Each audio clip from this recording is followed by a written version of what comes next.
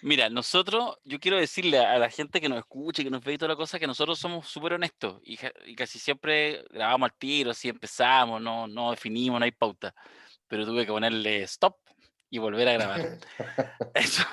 No, claro, porque también tenemos que Po. cuidar, hay menores, hay Sí. menores, hay menores. Todo tiene un límite, Todo tiene un aunque no lo crean. límite. Alejandra Matus, No me Cristóbal gustan los Belolio, límites. ¿cómo están? Bienvenidos a esta fiesta, ¿cómo están? Muy bien. Qué bueno. Muchas gracias por la invitación. No, bacán, un placer. Oye, mira, súper sencillo, vamos directo al grano, pues somos 5, imagínate, si entre los 3 nos cuesta así, bueno, no te acuerdo. De hecho, tan prohibidos los análisis sociológicos hoy día, vamos a tener que así editar, ¿ya? Y yo capaz que no hable. ¡Ay, gozan! Qué bueno que no habla Quiroga. No, weón, voy a hablar igual y voy a preguntar igual. ¡Igual! ¿Ah? No, estamos acá porque dijimos después de esta semana de prueba, ya le pegamos un primer análisis en la semana. Hicimos ahora hace algunas horas atrás, nos juntamos con Pedro Brieger, periodista argentino también. Van pasando los aviones. No sé qué Puta. significa eso. No sé qué significa Para eso. que no sean los Poker Hunters. No, parece que no. ¿Todavía usan? Con pillanes. Todavía no, son pillanes nomás, estos son pillanes. Y tiran racimos, pero de uva. Y dijimos, ya, pero conversemos, pues como que la gente necesita, está con ganas de más análisis, de que se provoquen más conversaciones. Y dijimos, a ver, de quienes han pasado por la Cosa Nostra, ¿a quienes les hizo bien pasar por la Cosa Nostra? ¿Quiénes agarraron pantalla televisiva, por ejemplo? Dijimos, bueno, el Ale Matu pasó por la Cosa Nostra, y ahora está ahí, y toda la cuestión. El peligro de Mónica González, ¿ah? Y Cristóbal Belolio, que es el único que logra mantener a flote su programa, hay que decirlo, pero está en la pantalla al 3 igual. ¿Ah? Y hacen unos No lo esfuerzos hagas así decir cosas, no lo hagas. denodado. Y es sencillamente para preguntarles, porque nosotros tenemos más adelante, pero no voy a hacer publicidad ni nada, pero tenemos un seminario. Solo les voy a decir que es para hablar de la nueva Constitución y para hablar del color de la hoja. Esa es la provocación a partir de la idea de la hoja en blanco, ¿cierto? Y entonces vamos a hablar del color de la hoja. Y esa es la única provocación y quería partir con ustedes, Alejandra, Cristóbal, y después metemos la cuchara a todos para ver cómo ven que efectivamente más allá de el casi 80% del apruebo, bueno, la encuesta de la Cosa Nostra, aparte de eso, digamos, detalles para nosotros, ¿cómo ven el tema de se va a poder pintar multicolor, efectivamente se vienen buenas cosas, o ya empieza a mirarse que aparecen los fácticos y esto va a ser como lo adelantó Pato Navia, ¡ja! Gane la prueba, ¿cierto? Lo van a hacer los mismos de siempre. ¿Cómo lo Es el ven, momento para Ale? escribir un libro que se llame Distopía. Claro. Eso, bienvenidos, bienvenida. Yo no sé qué estáis pensando tú cuando me preguntas por el color de la hoja, pero yo creo que no hay nada, o sea, ni los agoreros de lo peor por venir, ni los súper entusiastas pueden adivinar lo que viene, porque va a depender, es un gran depende de cuán inteligente y astuto sea el pueblo chileno.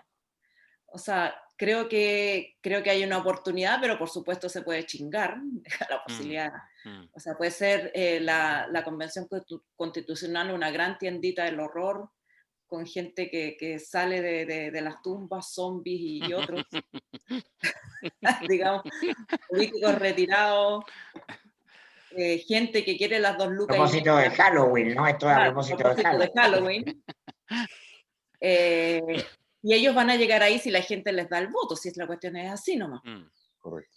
Pero también existe una gran posibilidad de articular esa fuerza, o sea, que el 80% en las dos cosas, y sobre todo el 80% por sobre el apruebo, me parece que es un mensaje inequívoco de lo que la gente la tiene súper clara.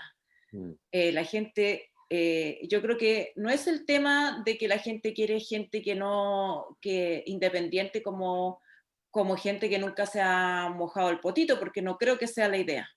Creo que los independientes, o cuando se habla de independientes, la gente está pensando en gente que ha estado en la base, sea militante o no sea militante, gente que conoce las realidades de las cuales debería hablar, de los derechos que van a estar comprometidos. O sea, por ejemplo, me imagino que este señor en este minuto no recuerdo su nombre, pero de Calama, de Cuidado, Torca, cuidado. Calama, no, es que Calama me persigue. ¿Qué? ¿De Mundaca? De Torca, que ha luchado por el agua, debiera estar, o sea,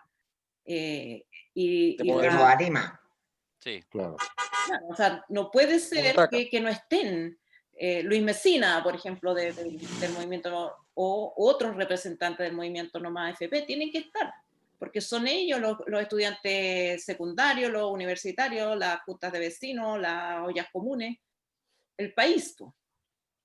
Y paso la visita que ojalá que los cupos reservados para pueblos indígenas sean llenados por los pueblos indígenas y no por los amigos de algunos parlamentarios con apellido ancestral. Belolio, ¿cómo lo ves tú? ¿Cómo se teje? Yo creo que fue bien sanador lo del domingo pasado. Sanador en un sentido exorcista, por decirlo de alguna manera. Porque habían varias encuestas que decían de que el 80%... No la de la Cosa Nostra. No. Había una en particular que me llamó mucha atención, que decía que el 80% de los chilenos y chilenas identificaba el rechazo con los grandes empresarios. Ese podría ser como la premisa del silogismo, ¿vale?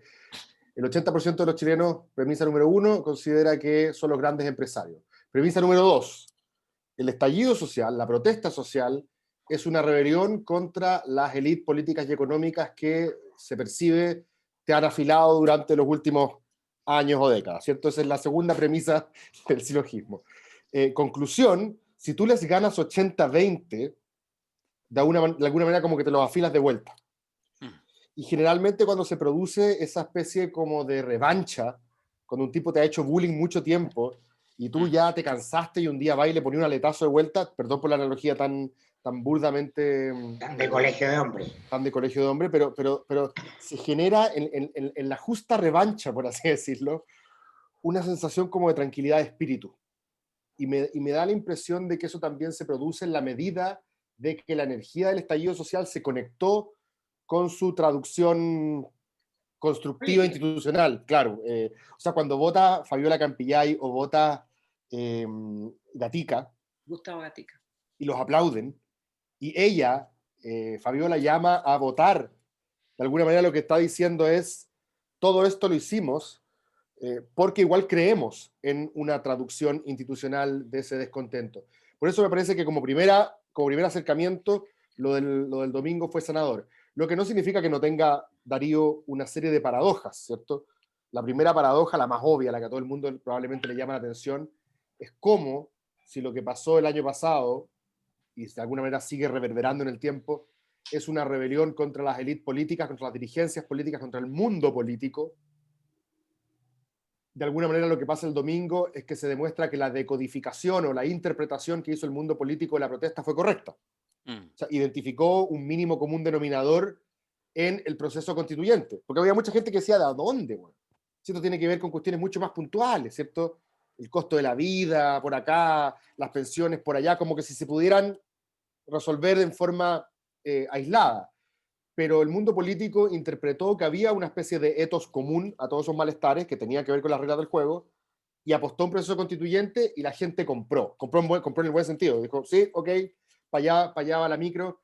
Y eso no deja de ser una paradoja, porque el mundo, es bueno que el mundo político haya decodificado una protesta que es en contra del propio mundo político.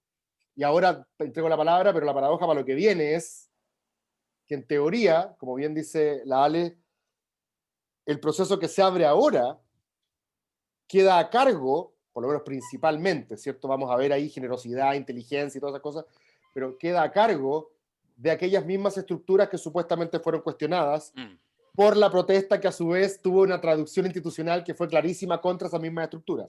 Entonces hay una serie de paradojas que se van a abrir ahí, esa es una de ellas, me parece. Podemos seguir conversando después cuáles son las otras.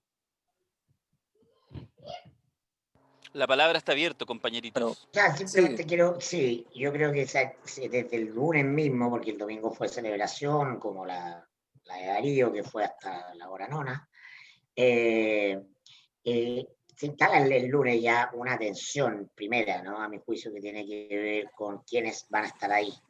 y la energía, el brochazo más grueso, dice políticos de siempre no. Y gente independiente que va en lista de partidos tampoco, porque no queremos contaminarlo de política tradicional. Entonces, es cierto que la revuelta tiene un componente antielitario, eso está pasando en Chile y en todo el mundo, y particularmente en países del poder, en todas sus categorías, económico, político, simbólico, mediático, se concentra tanto como en Chile tiene esa dimensión. Entonces, todos los políticos son élite, ¿no? Toda la élite es política. Yo creo que hay puntos de intersección, como te enseñaban en matemáticas en segundo básico, pero hay partes que no se toman. Hay políticos que no necesariamente son élite, y hay élite que no es política. Yo creo que ahí se abre una gran interrogante. Lo que yo siento, y aquí voy a expresar también mi opinión, lo que yo veo como central, es que buena parte, más del 50% de una crisis compleja como esta, tiene que ver más que con reglas, con un espíritu que se instaló en la política chilena desde los 90 en adelante, de ser una política de administración, sin ninguna capacidad transformadora de la realidad, transformadora en sentido no revolucionario, digo moderada. Y esto deviene en un sistema político institucional, un conjunto de partidos desde la izquierda hasta la derecha que se transforman en meros actores de poder burocrático y en verdaderas agencias de empleo. Yo creo que los políticos trabajan mucho y los parlamentarios trabajan mucho, pero trabajan mucho para mantener y aumentar el poder. Y eso hace que no tengan casi nada de energía para abocarse a cuestiones relevantes. Por eso que yo estoy contra la política institucional, de que la política institucional que conocemos participe del proceso constituyente, así de directo. Yo no considero a los políticos malas personas, por privado muchos pueden tener muchas razones. Lo que pasa es que al entrar al sistema, ¿no? El cerebro se reconfigura, ¿no? Y entonces tú entras como a un juego de Metrópoli o a una planilla de Excel, donde estás permanentemente calculando si esto me conviene o no me conviene. ¿Cómo quedo yo? Si voy a decir esto, voy a hacer esto, ¿cómo quedo a la siguiente jugada? Es muy difícil reformatear y cambiar eso. Esto no tiene nada que ver, porque esto lo digo con la otra gran conversación de estos días, ¿no? Con una suerte de purismo de los independientes, o de que los independientes son éticamente mejores. O usar la película del momento, el buenismo. No, partamos de la base que estamos en un momento súper político, todos los chilenos con derecho a voto somos políticos. El que no es político, decían los griegos, es un idiota, no nos interesa lo público, eso ha sido positivo, eso ha ocurrido. Sin embargo, quien pertenece a la política profesional, a mi juicio, hoy día va a ser más parte del problema si continúa en esta etapa que parte de la solución. Y por eso quiero poner un tema que a mí me parece central y me parece el más interesante, que además va a consumir buena parte de la conversación de los próximos meses. Sí, yo fíjate que cuando yo vivía en Madrid había un metro que se llamaba Guzmán el Bueno. Y mis amigos de allá me preguntaban por qué yo nunca, toda la gente siempre pregunta por qué le decían a Guzmán el Bueno, que tiene una historia espectacular en todo caso, pero bueno, no por bueno, de hecho. Pero yo le decía, es que no necesito explicación porque yo tengo a Guzmán el Malo. Tengo, claro. Entonces, eso lo digo porque nosotros tenemos aquí adentro a Belolio el Bueno. Siempre depende del punto de vista que se mire. No, a esta altura no. Yo crecí toda mi adolescencia, claro, con los papeles Siendo el malo. Claro. No, es que tal vez el otro no es malo, pero se ha vuelto confuso, digámoslo así. Se multiplicó por 0. Digámoslo así. Se multiplicó por 0.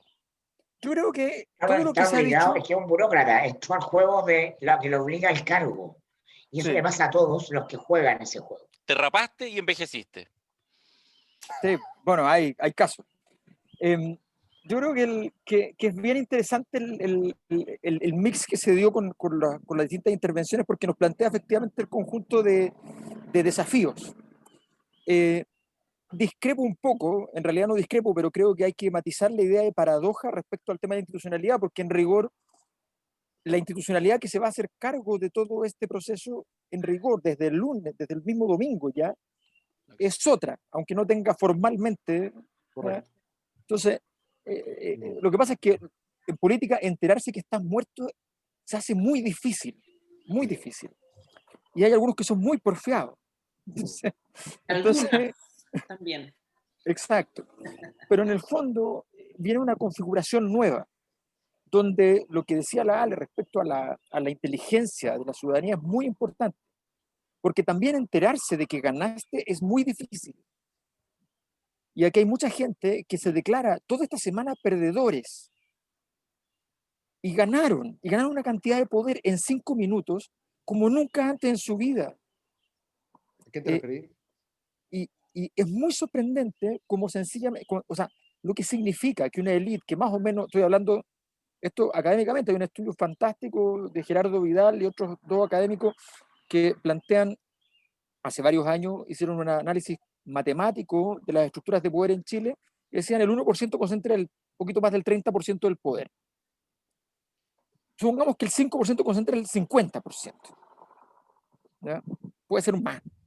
¿Ya? Puede ser más. Supongamos que es así. Hoy día eso bajó de 50 a ¿cuánto? A 22, a 18. O sea, se repartió una cantidad de poder enorme en estos días. Y el poder es como los aviones. Si tú no lo usas, se echan a perder. Entonces, se vuelve a redistribuir porque los otros sí, entonces los vivos claro, se transforma es que eso es lo, y aquí viene el tema. Esto es lo que tiene que hacer la Cosa Nostra en este momento. ¿Ya? Los independientes, las firmas se las conseguimos nosotros a todos, no hay problema. ¿Ya?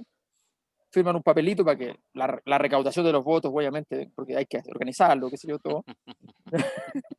Y le damos el derecho a toda la gente que quiera participar, a los independientes. Esta conversación me interesa porque ese es el punto que yo no sé cómo, porque la estructura, o sea, los partidos políticos van corriendo con ventaja.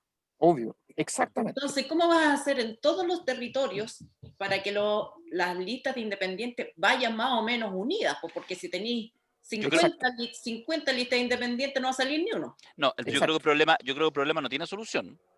Yo creo que tiene solución. Sí tiene. O sea, no, sí tiene. Si sacáis el cálculo, el 10% no era imposible. No, si es que el tema es que yo creo que el tema del domingo era imposible. O sea, sí se puede, pero hay que hacer que pase.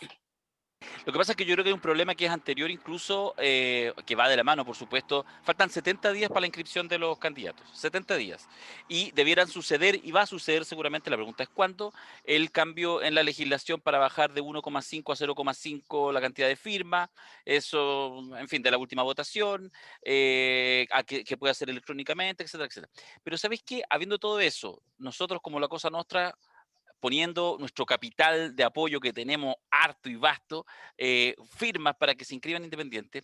El tema es la coordinación, el tema es qué independientes, porque hay muchas iniciativas paralelas y yo creo que eso, yo no sé lo que pase, lo que digo es que al menos hay un diagnóstico de que el tejido social, incluso con carácter popular, así se me cuela el rojerío en lo que estoy diciendo, pero efectivamente son expresiones así, pero no tienen todavía una articulación, porque además cuando se empiezan a articular, rápidamente pasan a ser estructuras de carácter político y rápidamente se ponen anquilosadas. Yo creo que el ejercicio más notable es cuando en algún minuto, en un par de años, se escriba el nacimiento, fulgor y muerte del Frente Amplio, que le queda un par de años de vida, cuando mucho, como Frente Ya Amplio. lo está escribiendo, Alberto. Yo creo que él ya puso el momento cero y que otros hagan cargo de escribir, digamos, toda la historia hasta el final. Porque efectivamente, como una generación que hace 5 años no existía, existían solamente como liderazgo, pasan a estructurarse, etcétera, y ya son los viejos de la política, no digo todos, pero estoy hablando, ¿cierto?, de un poco la percepción de la ciudadanía, yo creo que lo hace muy complejo, y por lo tanto ahí hay, sí, otra paradoja que instalo, que es la capacidad de, más que los independientes, los no alineados, para utilizar un concepto antiguo, cómo se estructuran para efectivamente ser contrapeso de poder. Y yo creo que eso está súper difícil, Ale, que levanta el dedo como en el colegio. Mira, no hemos escuchado, todavía no terminamos de escuchar a Alberto, pero sobre ese punto, yo creo que uno no puede seguir pensando en que la realidad es la misma. Porque si el poder está más distribuido, efectivamente tenéis que pensar en estructuras distribuidas. Y por lo tanto, hay que pasar por este cuello de botella de meter los candidatos y hacerlo de la manera más inteligente posible. Eso no te va a contaminar, ni te va... No, porque no son candidatos al Parlamento, no van a legislar, van a redactar una constitución. Y de lo que uno se tiene que preocupar es que sea lo más diverso posible, más representativo y ojalá vinculante con la sociedad, que hayan procesos participativos vinculantes. Pero lo que tiene que nacer de ahí es otra estructura política. Y por supuesto que vamos a tener que elegir congresistas, pero no podemos seguir pensando que cada congresista se va a vender al capital. O sea, lo que hay que crear son estructuras de poder sanas. Exacto. Y que el poder esté distribuido. Por ejemplo, yo a los convencionales le hubiera pagado menos, porque 2,5 palos es demasiado incentivo para políticos jubilados. Pero si tú le ponías un palo, no es incentivo para ellos. Ya, no te pongas así. Sí, pero sí, pues, y no es un sueldo relativamente digno para dirigentes sociales e incorporar gente. Pero con ese benchmark, pucha, hay harta gente que quedó fuera del aparato del Estado que dice, bueno, no es malo, entre 0 y eso no es malo. Velorio mira, está sospechando. Vale. Yo creo que es importante, lo que acaba de decir Lale, uno lo puede dibujar sociológicamente. O sea, uno puede... Yo estoy en un café, por ejemplo. Un café es una estructura de poder. Desde el siglo XIX los cafés son estructuras de poder. Si en este café y en muchos Y en cafés Liguria, la gente se pone de acuerdo, ¿ya?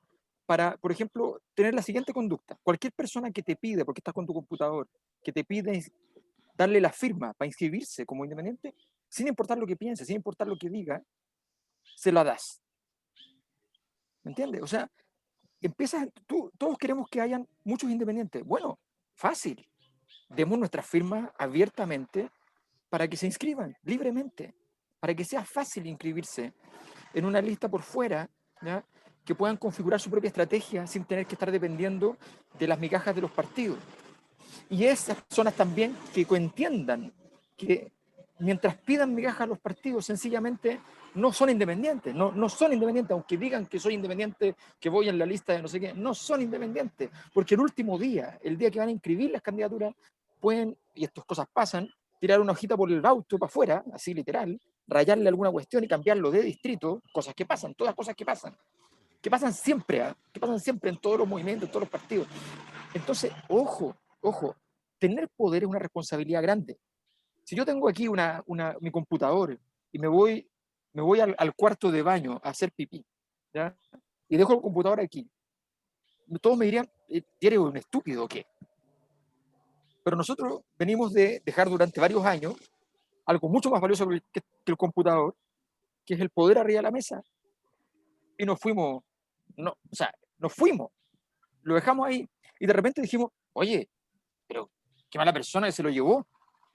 Entonces hay una responsabilidad ahora que es nuestra, en el fondo, de entender que todas, y esto tiene que ver también con un concepto de institucionalidad que hay que cambiar. Las instituciones son muchas cosas. Les digo, el café es una institución. Si yo todas las mañanas como pan tostado, es una institución. Todo eso es una institución. Entonces, construir instituciones a partir de esa cotidianeidad va a ser algo clave para construir poder en el futuro. Y eso es cambiar una forma de conversación, básicamente. ¿Qué dice Cristóbal? Que mira a un costado sospechando. Yo estoy concentrado en esa mirada escéptica. Estaba pensando en cuál es la profundidad de la paradoja y de qué manera podría resolverse, ¿cierto? Porque uno podría insistir en la tesis normativa, ¿cierto? La tesis de Peña, la tesis como de la clase de introducción a la ciencia política. Partamos, por favor, por jubilar a los columnistas también. No, pero me refiero a la tesis. La referencia. La tesis, es que él la defendió hoy día, entonces por eso la tengo fresca. Pero es la tesis que te defiende cualquier politólogo, ¿vale? La tesis de que los partidos políticos son esenciales en democracia. Todavía es como... Es raro encontrar un politólogo que no lamente, incluso Juan Pablo Luna, por ejemplo, y que no lamente el descalabro reputacional de los partidos porque supuestamente son los llamados a articular los intereses ideológicos de sectores de la población en forma más o menos coherente y ofrecer, ¿cierto?, personas que van a llevar esas ideas a la discusión pública. Son aquellos que tienen que mediar. Son estructuras de mediación entre la ciudadanía y la toma de decisiones. Pero, como bien decía Mirko, y esto es un fenómeno global, decía, es probable que la misma idea de mediación o de intermediación, si lo prefieren política, es la que esté en entredicho. Y esto es bien interesante porque cuando aparecen algunos, a propósito de lo que decían ustedes, partidos políticos que dicen que van a dar espacios a los independientes, Heraldo, por ejemplo, que huele que hoy día PPD es una mala palabra, como diría la expresidenta, y por lo tanto dice que va a dejar la mitad de los asientos de esta micro para independientes. Es probable que toda esa típica cantinela de algunos políticos que dicen, no, hemos escuchado el mandato, ahora sí entendemos bien, es probable que mucha gente diga, mira, yo no quiero que me representen mejor, o yo no quiero que quede más claro mi mandato. Quizás lo que yo esté pidiendo se parezca mucho más, a pesar de que de forma inarticulada, a algo así como autogestión, a algo así como me quiero pitear la mediación misma. Ya no siento que alguien tenga que mediar. Y esto es global en varios sentidos. Todas las propuestas de cuño populista, de izquierda y derecha, y aquí populismo lo ocupo en un sentido no peyorativo, generalmente tienen que ver con discursos contra las estructuras de mediación, ya sean partidos o congresos, ¿cierto? Generalmente el líder carismático ya sabe lo que quiere el pueblo, por lo tanto las estructuras de mediación están un poquito de más. Y segundo, creo que también tienen que ver con un descreimiento, un escepticismo respecto de las narrativas de democracia deliberativa, a la Habermas, a la Rawls, esta idea de que como que nos podemos poner en una situación imparcial y persuadir racionalmente al adversario. Lo que te dicen estos populistas es, ¿de a dónde? Si la política es antagonismo de intereses agregados, y no existe esa persuasión racional desde ese lugar, desde ese punto arquimídico, donde tú no tienes pasiones o historia. Así que, por lo tanto, dejémonos de tontera, que cada voto valga, y olvídense de esa fantasía deliberativa que podrían hacer estas estructuras de mediación. Esto yo creo que además se refuerza por vivir una época tecnológica donde parece que por primera vez la resurrección de la democracia directa está a la mano, ¿cierto? Y creo yo también por un creciente, ¿cómo llamarlo?, igualitarismo epistémico. Yo creo que no hay nadie que sepa más que yo. ¿Y de dónde saliste tú que los procesos políticos son complejos? Yo también sé y tengo el mismo derecho de opinar. Yo creo que todas esas cuestiones se juntan, por así decirlo, a pesar de además de lo que es la corrupción misma de los actores políticos en la historia reciente, todo ese cóctel se junta en una crítica muy profunda a la estructura de mediación propiamente tal. Y por lo tanto la pregunta que yo les planteo es, ¿cuánto va a durar la luna de miel de los constituyentes, aunque sean esos independientes dirigentes de base? Porque en el momento que se transforman en personas que ostentan poder, como decía Alberto, parece que ya sabemos al tiro a quién dispararle. Y acuérdense que esas personas van a tener nombre y apellido. La tía Pikachu no se va a presentar como tía Pikachu. Van a tener nombre y apellido. Las personas con nombre y apellido son funables. Tienen esqueletos en el closet y tejado de vidrio. Así como decía Ascanio Cavallo, perdona por citar otro columnista en retiro, Ale, en los 90 la Cámara de Diputados era una cámara de alegres treintones, porque era sexy ser diputado después de la dictadura, ¿cierto? Aquí ¿cuánto tiempo les va a durar a esos constituyentes? Por más que sea mundaca o vecina o el que sea, y la gente no va a empezar a percibir que por el hecho mismo de que pretenden representar, aunque sea en forma más genuina, más por presencia que por evocación, ¿cuánto va a durar esa conexión con los constituyentes? Me encanta la Ale que levanta la mano. Dale, Ale. Oye,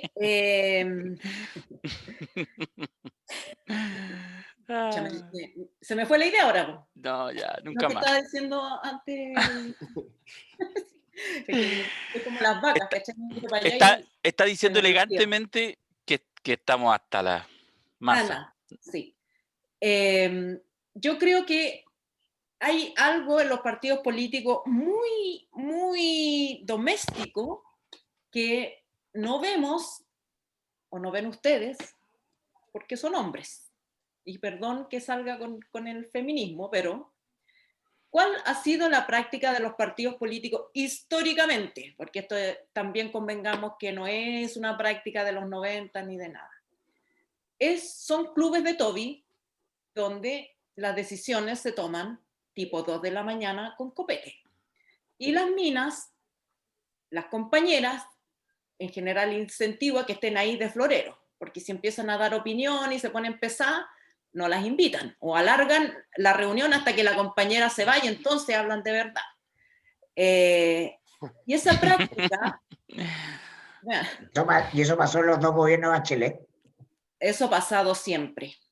Incluso en los gobiernos de Bachelet, donde se toman, o por lo menos, y esa era la pelea de Bachelet en el fondo, que ella poder tomar las decisiones sin que se la tomaran a las 2 de la mañana Escalona con Alewi y otros, digamos, y le empezaran a maquinear por atrás. Ese es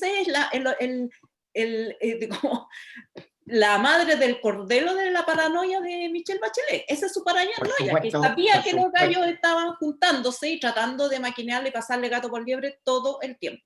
Ya. Claro que la molestia duró hasta que a Lewy le arregló la investigación de la fiscalía. No importa, Lewy es una gran persona y los otros son grandes personas y por supuesto que necesitaba de ellos y la paranoia de repente se le pasaba de raya, ¿cierto? Pero ahí está, ahí está. La dinámica.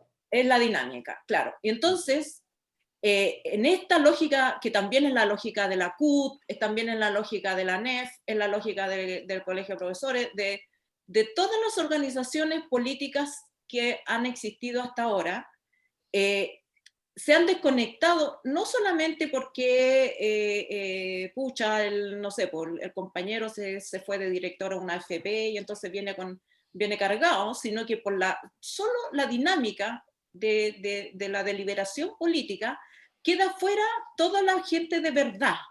Los trabajadores de partida, los hombres, pero que tienen que trabajar, que tienen que cumplir horario, que no pueden estar todos los días hasta las 2 de la mañana fumando y chupando, y quedan fuera, por supuesto, las mujeres. Y se van convirtiendo en estructuras que nadie conoce, minorías absolutas, no tienen ninguna vinculación con el mundo del trabajo, por ejemplo, los partidos de izquierda. ¿Por qué no tienen vinculación con el mundo del trabajo? Porque no tienen trabajadores. El Partido Comunista, el Partido Socialista, el Frente Amplio, no tienen trabajadores. Los trabajadores no militan. Tienen jóvenes, en el caso del Frente Amplio, claro, los trabajadores no tienen tiempo. O sea, en esa dinámica no hay nadie que tenga tiempo a menos que se dedique exclusivamente a eso. Y cuando tú te dedicas exclusivamente a eso, como dice Mirko, de algo te tenés que ganar la vida, entonces el incentivo es a ponerte en un lugar que te asegure la plata y que puedas seguir haciendo lo mismo.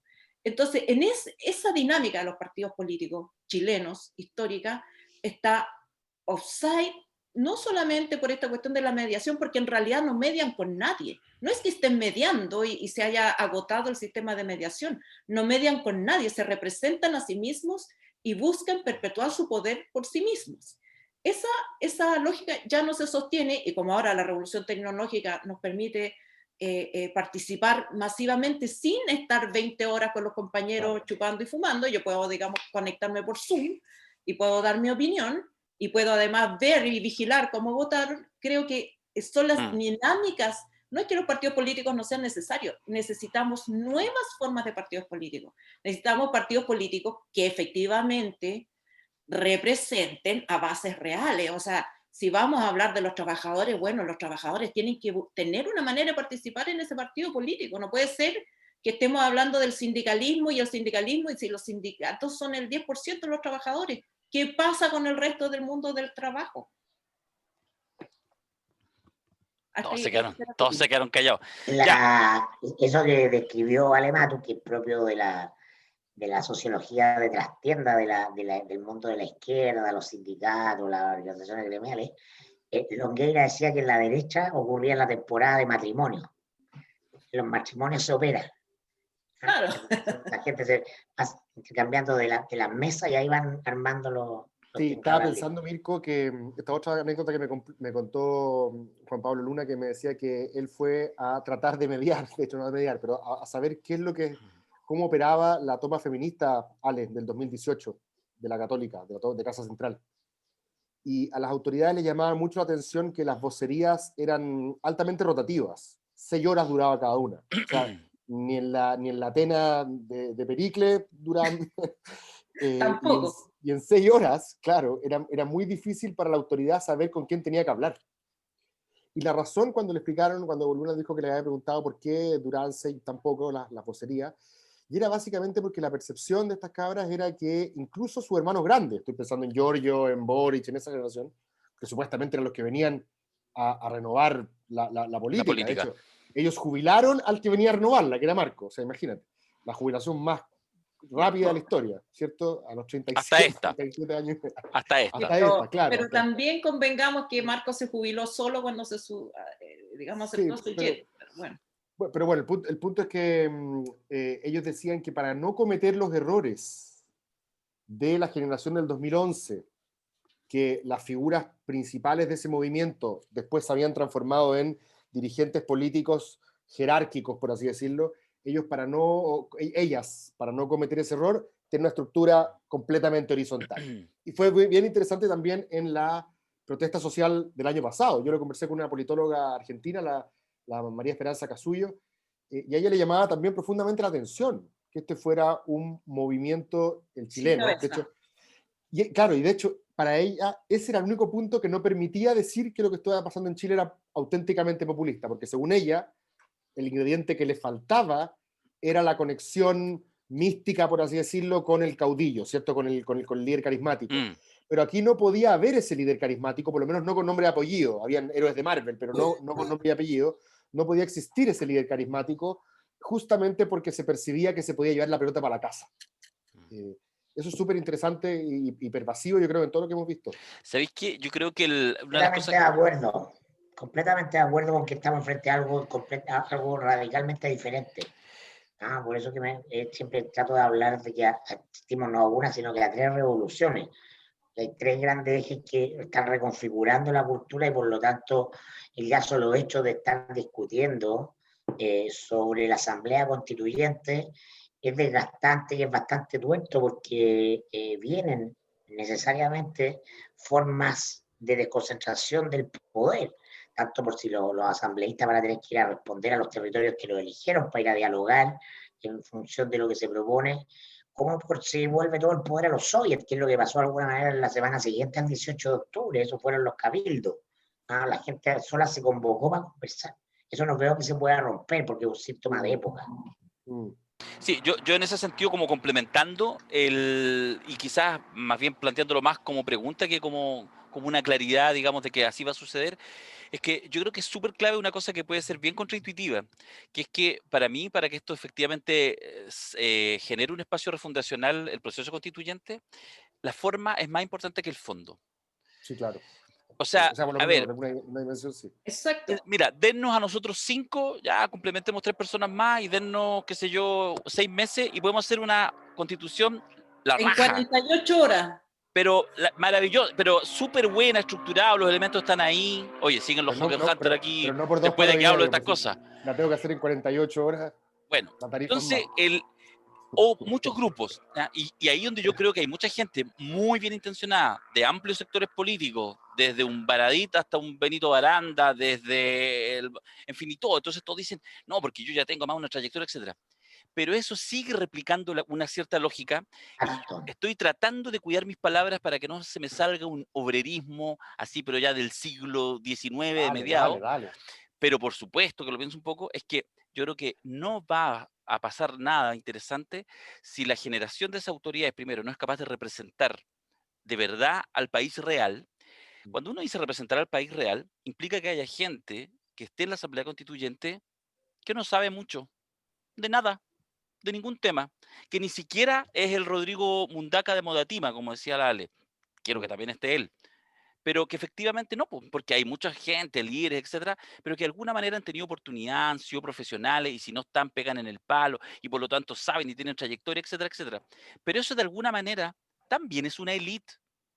Por supuesto. O sea, entonces, además que uno está seteado, uno dice lo que hay que hacer a la primera. Lo que hay que hacer y llegan ya listo con la receta, o sea, y lo que hay que hacer, ¿por qué tú vas a decir lo que hay que hacer? O sea, si la Constitución tiene que darnos cabida a todo, pásame una minuta, una propuesta y todo, pero la gente, y estoy de acuerdo, o sea, es la lógica del jurado de la justicia gringa.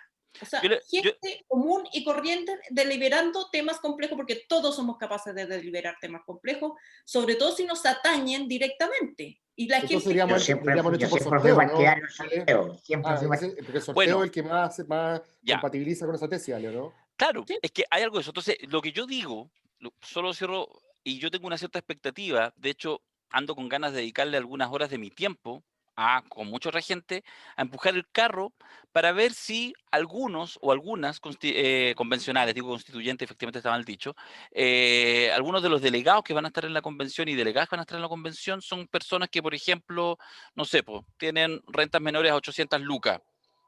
Por decirte cualquier Pero cifra. ¿por qué no puede haber alguien con una renta de 500 millones de pesos más que sea empresario, que no sea dirigente No cambies empresarial? mis palabras. Yo lo Que que se quiero decir dedique a es que tener una haya... empresa. No, que no Una puedes... empresa, pero nada. van a haber muchos con una renta de 500 millones, y de Lo que 10 y de pasa es que, 5. claro, Yo digo, ¿y será posible que haya unos 5 o 10 delegados, delegadas que representen económicamente, porque hay más representaciones, al 70% de la población que gana menos? Solo eso. Digo, podrían haber 10. No pido la mitad, no pido paritario, pido 10. ¿Ya? Primera Y cosa. es con sueldo mínimo. Y segunda cosa, que además, ojalá que si algunas de esas personas van a estar, que podría ser por sorteo, pero todavía no está incluido el sorteo, digo, yo no quiero que esas personas estén porque me interese su pensamiento, en el sentido de que, ¿cuál es tu idea respecto a la nacionalización del agua o al cobre o al sistema de pensiones? Lo que me interesaría es que esa gente, que si va a estar ahí seguramente es porque ha estado y tiene mucha calle, se pudieran generar, y un poco en la dirección de lo que plantea Mirko siempre, porque tecnológicamente es posible, un sistema en que la opinión esté cada 24 horas generándose, una retroalimentación permanente. De repente se podría hacer algunos ejercicios de democracia directa incipiente para ir creando un músculo que casi no existe, y quién sabe si en el futuro, post-constituyente, post-constitución, empezamos a incorporarla en otros ámbitos de la Digo yo, es que ando Siento en que ya una... perdimos a Darío. Sí, estoy en una fase maníaca. Ale, con su dedo levantado, que me encanta. Yo creo que yo soy más ambiciosa, yo creo que 80-20.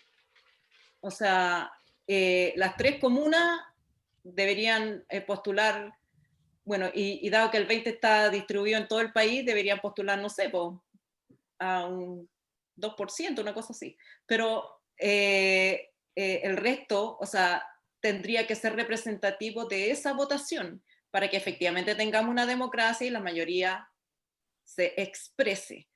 Pero no nos perdamos que este no es el Congreso, esta es la redacción de una constitución. Y estoy de acuerdo con Darío en que tiene que haber el pueblo real, de verdad, porque ese pueblo tiene un conocimiento que la élite no tiene, que es la vida cotidiana, donde te duele, donde molesta la actual institucionalidad. Y tú no puedes hacer una constitución como se hizo el Transantiago, con una élite muy educada, que Harvard, que esto, que lo otro, que el modelo colombiano, que la cuestión, que el modelo aquí, el modelo finlandés, y las micros no te pasan por debajo de los pasos de agua. Entonces, ese es para mí el tema central. No es que la gente sea ignorante, la gente sabe cosas que los estudios no te dan, y tiene que estar ese conocimiento ahí.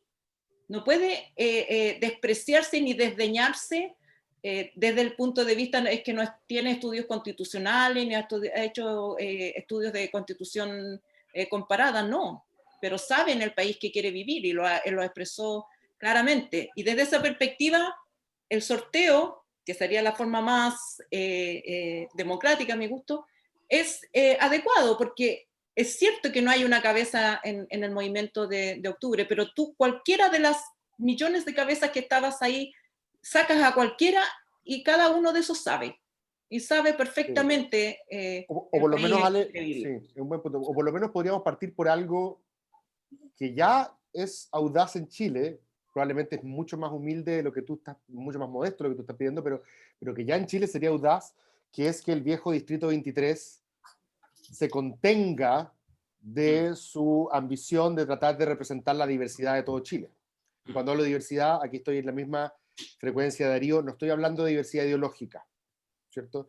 Porque generalmente nosotros pasamos a un momento, me acuerdo, yo hice un carrete aquí en mi casa hace un par de años atrás. Nunca me han invitado. Invité gente desde el Partido Comunista hasta la Fundación para el Progreso.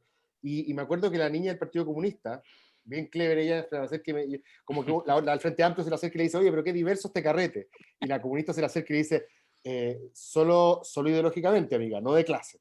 O sea, como para decirle, es qué cierto. Grande. Por eso milité en ese partido, por eso.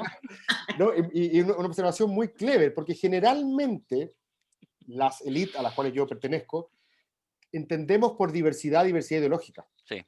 ¿Cierto? Sí. Porque estamos educados en lo que la sociología llama la representatividad por evocación. Evocamos conceptos. Yo entiendo justicia, sí, libertad, democracia, solidaridad, no en representatividad por presencia, que es que alguien que tiene una trayectoria parecida a la mía para que entienda qué diablos es lo que me pasa a mí. Y lo interesante es que hay muchos que creen que este proceso constitucional, por la naturaleza de una constitución, es donde más, en teoría, se necesita más en la evocación que la presencia. No. Porque en teoría, estoy diciendo, claro, sí. Uno puede abstraerlo del contexto político local en Chile. Pero hoy en Chile, por las necesidades de legitimación que tiene el instrumento, necesitamos más representatividad por presencia. Por eso digo que usualmente, como tú sabes, Darío, como ustedes lo saben mejor que yo, en Chile generalmente el viejo Distrito 23, lo que hoy día se llaman las 3 comunas, Hermógenes Pérez de Arce nos subieron un video el otro día, dijo maravilloso. Que estaba pidiendo que fuera como Cataluña, que se separara del resto del país. Bueno, la República, las 3 comunas, generalmente le manda sus hijos a representar a todo Chile. El Rojo Edwards, por ejemplo. Claro, pero no sería malo que efectivamente la gente que gane esos, no sé, 15, 20 palos, y que viva en Las Condes, aspira a representar solamente a Las Condes. Está perfecto que ellos representen a Las Condes. El otro día alguien decía, pero ¿cómo la Elisa Walker? No sé. Pero si va a representar a Las Condes, vive en Las Condes, sus amigos, obvio, está bien. Lo problemático sería que quisiera representar a Freirina. Lo problemático sería que fuera a representar a La Pintana, que fuera a representar a Quintero. Calama, ¿cachai? Entonces, lo interesante sería, claro, podríamos partir porque las personas que representen la diversidad de Chile tengan un ámbito de experiencias y trayectorias compartidas. Un poco lo que pasó con Iván Fuentes, por ejemplo. Que uno podrá ahora evaluar, resultó, no resultó, pero Iván Fuentes era un mariscador del Mar del Sur que emergió como líder social en un momento convulsionado de la historia de Aysén y terminó saliendo diputado por ahí. Después se trató de cambiar y cagó. Pero interesante ese ejercicio del líder local que se posiciona en su comunidad. Claro, pero eso también te habla de la masa crítica, porque Iván Fuentes, igual que el compañero, ya me voy a acordar, ¿Alinco? Alinco. Te leo la mente, Ale. Gracias. Igual que Alinco, efectivamente son representantes de clase, pero rápidamente son cooptados por los otros poderes. Pero también eso representa a Chile. Claro, y en una institución, por eso para mí no tiene que ver la bondad de las personas, bondad o maldad de las personas, bueno, no creo que sean mejores ni peores, sino que por masa crítica tienen que estar representados los que son más, fin del tema. Y cuando tú eres más, y puede haber la danza de los intereses alrededor tuyo, simplemente por acumulación de fuerza va a aparecer otras cosas que no aparecen cuando tú eres minoría. Y el negrito de Harvard nos sirve para este efecto.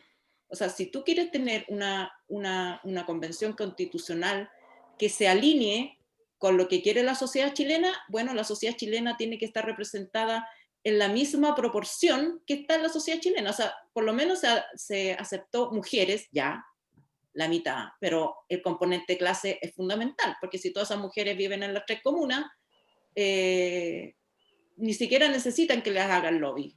Solitas saben lo que tienen que hacer. El peso oculto de comunidad mujer. Alberto Mayor tuvo un guasapeo tan interesante que yo quisiera desclasificar y no puedo. Eso nomás te digo al respecto. Muy poco sofisticado, ¿no? y repetitivo hasta el cansancio. 2 cosas que me molesta hacer, pero creo que hay que hacer. Creo que quede claro lo que significa estos días. Y no lo digo con esperanza, ¿eh?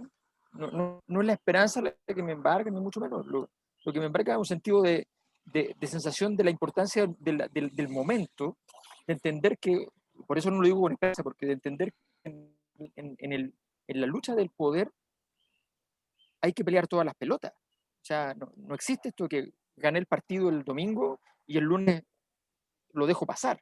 Correcto. El lunes celebro, sí. Una cosa que incluso yo quiero decir es que me parece muy mal no haber celebrado suficiente.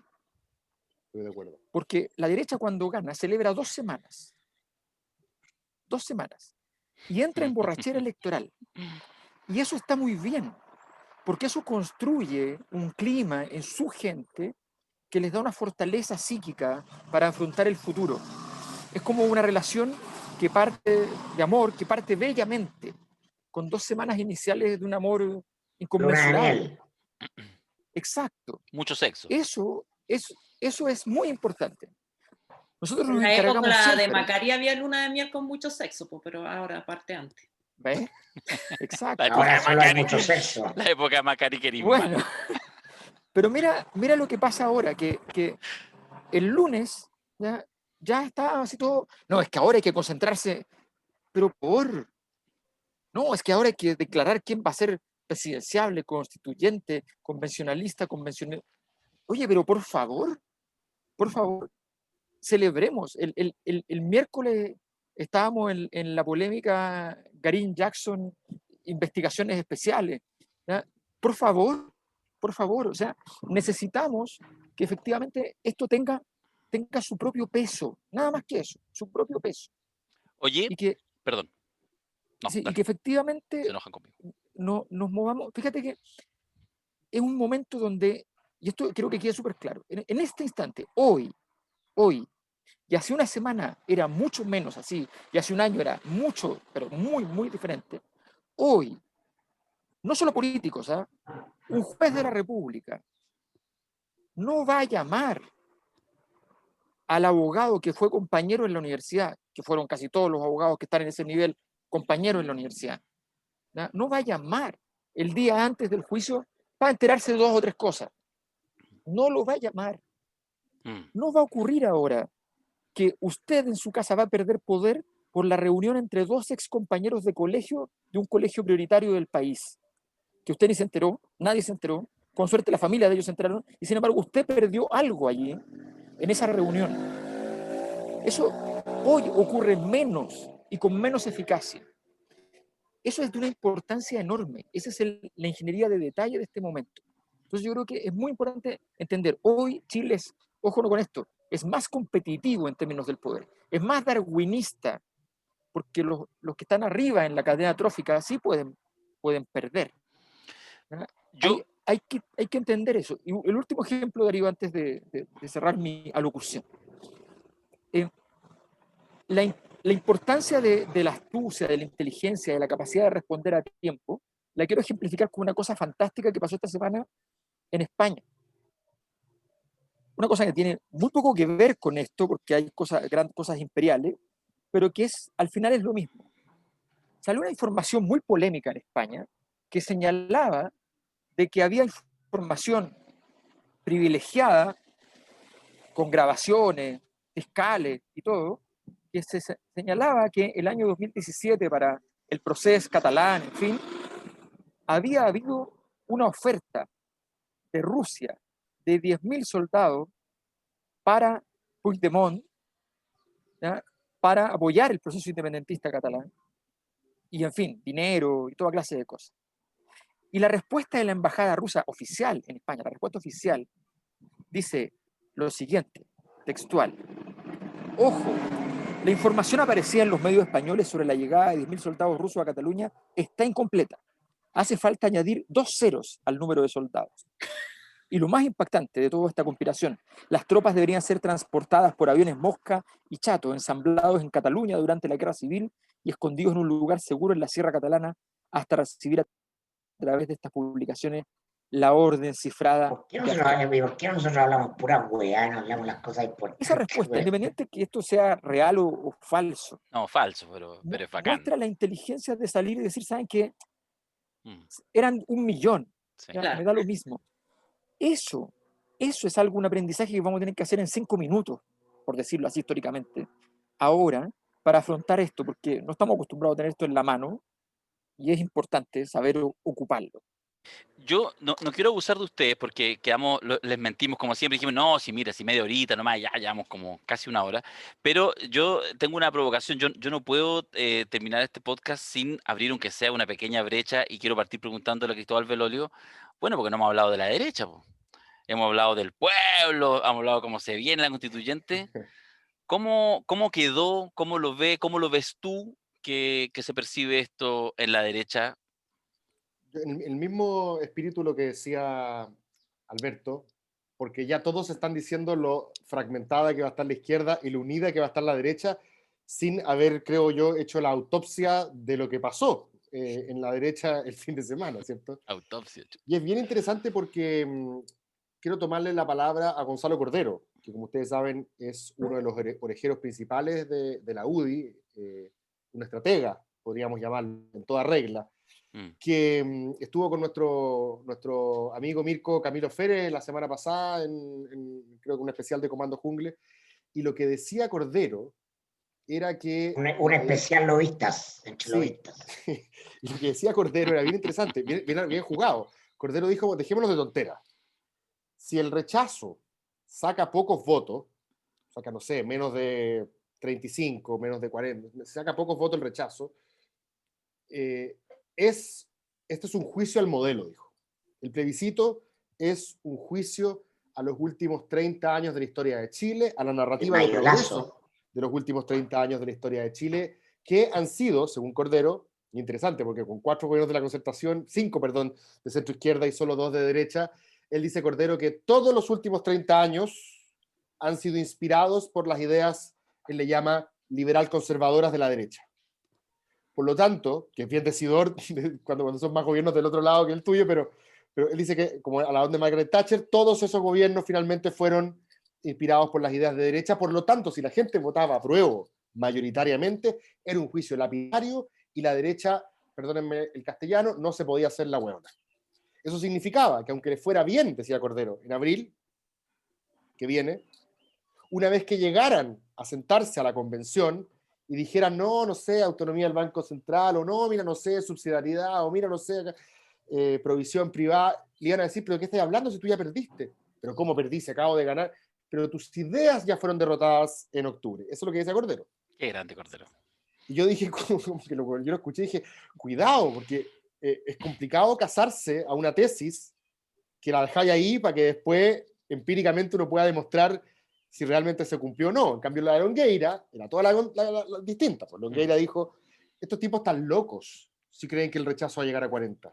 Bien, la perso para decir que otro está loco. pero tuvo un ojo clínico. Longueira dijo, sí, el rechazo va a estar en 20 y ustedes van a hacer un loco gigantesco si es que tratan de asociar derecha a rechazo. Mientras más gente haya de derecha que pueda salir de esa camisa a fuerza, mejor. Y la noche anterior al plebiscito, el sábado en la noche, el diputado, ¿cómo se llama? El que era el ayudante Alamán, que está aquí en Tomás Fuente, el que ocupó cupo de Marcela Sabat, él decía que si el rechazo sacaba más de 35, se venía a la noche los cuchillos largos en la derecha y le iban a pasar la cuenta a aquellos que votaron a prueba. Porque si es que ellos hubieran apoyado, entonces claramente se pasaba de 40 y no representaban entonces realmente al sector. Estaban pensando en pasarle la cuenta, entre otras, a Marcela Sabat, a Desborde, a Lavín, etc., a Hernán Larraín, a Briones. Pero en el nuevo escenario, los que hoy día son más valiosos para la derecha son los que votaron a prueba. Y son los que votaron rechazo los que tienen que esconderse.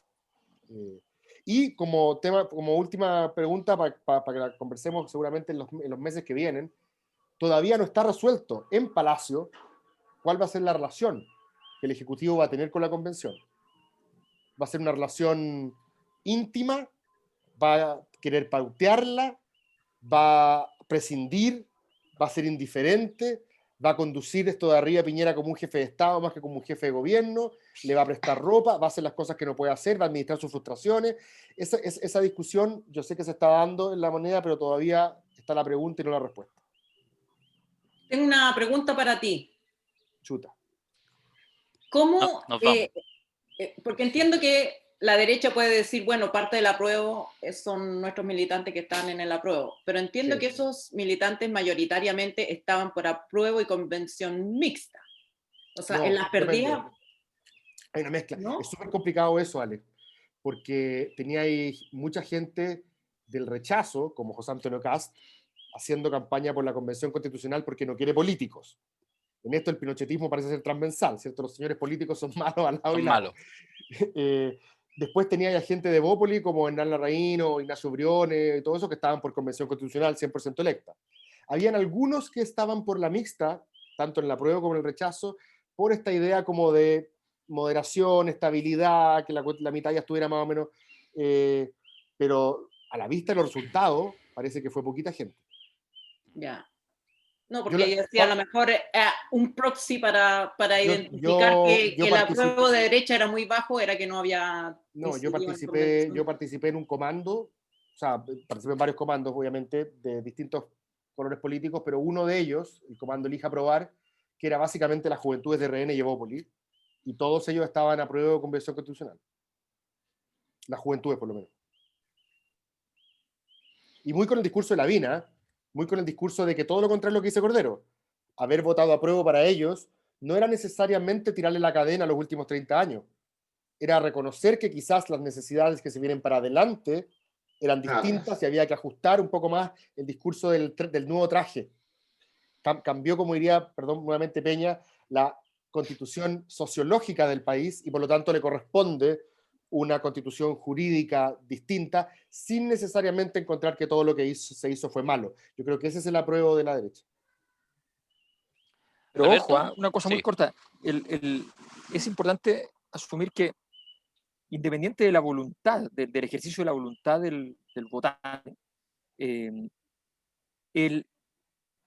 la opción apruebo en la práctica significaba, porque la probabilidad de la forma de estructura del modelo chileno en combinación de modelo económico con modelo político, digamos, esa articulación es tan inusual, tan forzada, o sea, el franquismo jurídico, por decirlo así, que en realidad es la tradición hispanista, qué sé yo, y por otro lado, Milton Friedman. Esa combinación es tan excéntrica, tan sobresaliente también intelectualmente, porque juntarla, el ejercicio que hizo Guzmán, no era broma. Guzmán y José Piñera.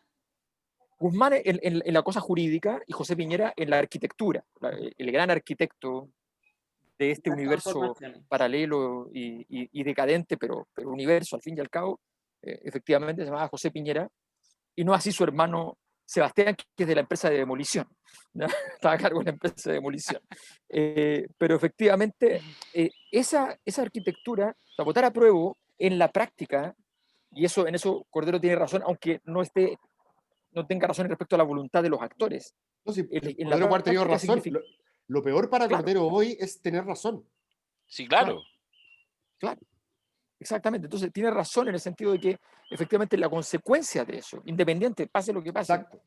Es que lo que se va es esta articulación de las dos grandes certezas de la transición. Las dos grandes certezas que yo tengo una entrevista ahí que es una amiga mía en una investigación hace muchos años a Longueira, el año 98 habría sido, una cosa así, 99, y él le decía, aquí hay dos grandes certezas, la cancha está rayada y el partido se juega aquí, la economía de libre mercado y la configuración democrática que hemos logrado hoy día en Chile. Esa certeza es la que está en el suelo, y Longueira, que gracias a las verdades reveladas, ¿ya? Tiene claridades, lo tiene súper claro, y entendió cuando estando en el campo, ¿ya? Un arbusto se incendió, se quemó. En esta la hablaron bien desde arriba. Y le llegó una nueva ley mosaica. Está bien. Jaime le dijo, déjame ir. Es mejor para ustedes que me dejen ir. No te aferres a mí. ¡Uy! ¡Qué buen argumento ese! Está maravilloso. Eso es bien operático. Y muy sacrificial también. Muy sacrificial, pues. Se cierra. Ya. Vamos a terminar. Una última cosa. Yo sé que a la Ale le encantan los columnistas juveniles como Tironi, pero la columna de Tironi diciendo mi generación ahora se va, también es hermosa porque es como cuando el Señor de los Anillos, el ejército de los muertos finalmente cumple su promesa y les permiten irse en paz y como que se los lleva el viento. A la generación del 88, que había dejado su tarea inconclusa porque habían sacado al dictador de la moneda físicamente, pero no habían podido desentrañar sus instituciones, ahora, al matar la constitución de Pinochet, como que ellos pueden, la generación de Tironi, irse con el viento y decir, ahora sí, No, además No. que ya misión cumplida. Tironi ya tiene una buena jubilación, no tiene que preocuparse. No, no les creo. No les creo. Pero ojo, No, una cosita. y están en su derecho, sí, a ver que esto finalmente termine siendo en realidad puros fumadores de opio. Están en su derecho a tratar de incidir si es que efectivamente fracasa la posibilidad de transformar la manera en que se hace política. No te cabe ninguna duda. Y eso puede pasar en un par de años. Lo que pasa es que la generación que movió el estallido jubiló a varias generaciones también. Sí, claro. Sí. No solo esa es la generación Lagos de Tironi, ya venía hace tiempo sabiendo, además con autoconciencia, que después de haber estado 30 años en la primera línea, iba de salida. Mi punto es que hasta esa mi punto, Mirko, es que hasta esa generación contra la cual supuestamente se hizo la revuelta también, hasta esa generación puede sentirse parcialmente tributaria de lo que ocurrió el domingo, porque pueden sentir que es el broche final de lo que ellos empezaron y no pudieron. Pero sí, claro, sí es un ciclo, un cierre de ciclo, al final no es tan dramático. Por eso lo bueno del domingo es que todos pueden sentir que ganaron de alguna manera. Bueno. Salvo muy poco, salvo las 3 comunas. Ahora, si uno hace el listado de todo lo que de la obra dictatorial se va casi todo, pero hay una cosa que no se va. Y que es monumental. Y ese legado, además, es el único que en realidad sí es de Pinochet. Porque Pinochet en esta cosa tenía muy poco que ver en muchas de las cosas que nosotros identificamos con la figura de Pinochet, ya sea por precariedades intelectuales o políticas, por muchas cosas, fue un símbolo que simplemente llenó. Pero hay una cosa que es de él, que es el odio a los políticos. Sí. Los señores políticos. Está buena. Sí, ese es de él. Y Pinochet nos lo mantiene heredado. Con esta sentencia no nos queda más que cerrar este podcast. Agradecerles enormemente, Cristóbal, Ale, de verdad que podríamos estar hartas horas acá. A mí me preocupa porque si no mis compañeritos pues dicen, oye, ¿por qué no hacemos cuota de género fuera Quiroga, entra Matus, cosas así? Yo espero que eso nunca se cumpla. Así si no hay para qué echar gente, si las feministas somos súper amables, inclusivas, a más gente, sumemos, no restemos. Aquí estamos. Tú estás ahí como un 20% del rechazo, quiero decir, en este caso, en este panel de 5. Claro, o sea, estamos totalmente no voy a decir invertidos, porque si no, Macari también no me en esta época lo va a interpretar mal, pero yo estuve mirando el otro día. Yo, solo antes de despedir este podcast y agradecerle nuevamente a Cristóbal Alale, vi el sitio de jaquematus.com, www.jaquematus.com. Está bueno, está súper bueno, ¿cierto, Ale? ¿Cuánta gente sopló? No, si me habían contado antes. Me contó Mirko, también me han contado. Pero se pueden, jaquematus.com. No, si me contaste vos, ya está bien, si me contaste vos. Estuvimos conversando el otro día, estuvimos haciéndote un queque, pero en privado, no lo voy a repetir. Y los invito también a que puedan ingresar, porque además, incluso uno puede así poner ahí su aporte para que haya periodismo independiente. Y nos encantan las cosas que efectivamente surgen desde la ciudadanía, porque ya, el que quiera democracia, que le cueste, y en eso estamos, siento abriendo espacio. Así que felicitaciones, Ale, por aquello. Ya, y reincorpórenme al WhatsApp porque quiero hacerles una pregunta en privado. Ya. Ya. Belolio, invita a tus carretes. Siempre, la respuesta siempre es sí, Matus. Un carrete sí. Diverso. Ya, ¿cuál diversidad de todas? No, invítanos. Todas las diversidades. Invítanos. Toda la interseccional. Sí. Ya, cuídense mucho. Que estén un abrazo. Bien. Chao, Gracias, muchachos. Chao, chiquillos. Chao.